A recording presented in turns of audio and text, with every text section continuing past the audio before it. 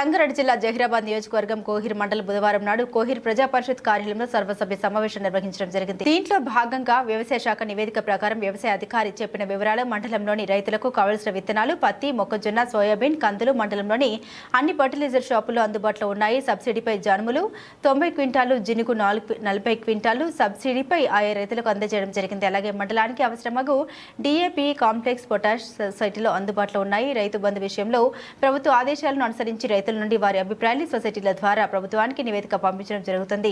PM Yojana పథకం ఫిబ్రవరి 2019లోపు వచ్చిన కొత్త పాస్బుక్లు లబ్ధిదారులకు మాత్రమే 2000 రూపాయలు మాత్రమే జమ చేయడం జరుగుతుందని ఈ సమావేశం ఎంపీడీఓ, MPP, వ్యవసాయ అధికారి, మండల ఉన్నత అధికారుల సమక్షంలో ఈ విషయాలు తెలపడం జరిగింది. పై విషయాన్ని గుర్తెరిగి తమ AEOలను సంప్రదించగలరని ఎంపీడీఓ సూచించడం జరిగింది.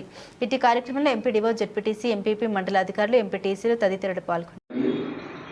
ఎంపీటీసీలందరికీ, అధికారులకు, విలేకరులందరికీ నమస్కారాలు. ఈరోజు విద్యా నివేదిక మండలంలోని మొత్తం పాఠశాలలు 49, అందులో ప్రాథమిక పాఠశాలలు 33, ప్రాథమిక ఉన్నత పాఠశాలలు 8 మరియు ఉన్నత పాఠశాలలు 8 కలవు.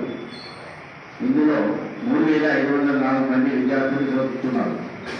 మండలంలోని అన్ని పాఠశాలలో విద్యార్థులందరికీ ఇప్పటి వరకు టెక్స్ట్ బుక్లను పంపిణీ చేయడం జరిగింది.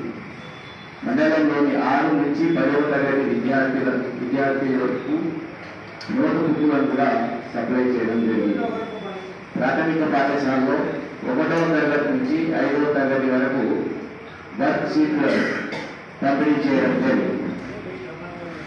మధ్యాహ్న భోజన నిర్వాహకులకు గాను రావాల్సిన బకాయిలు 1వ తరగతి నుంచి 8వ తరగతి వరకు చెల్లించాల్సిన బకాయి బిల్లులను ఏప్రిల్ 2024 వరకు చెల్లించడం జరిగింది.